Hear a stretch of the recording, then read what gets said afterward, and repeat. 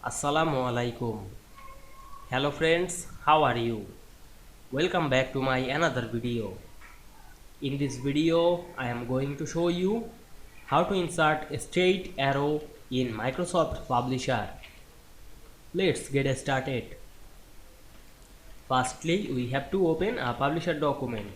Now we want to insert a straight arrow to this document. Go to the Insert menu and select the shapes drop down menu, and we can see here many shapes. We go to the block arrows section and we can see here many arrows. Now we find and select the straight arrow.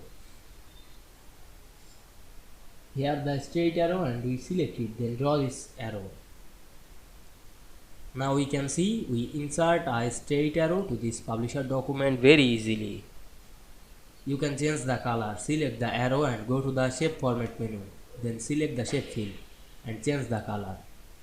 Otherwise, you can apply another style. Click the shape effect drop down menu and choose reflection and edit the reflection. I hope you enjoyed the video. Please like, comment, share and subscribe my channel. Thanks for watching.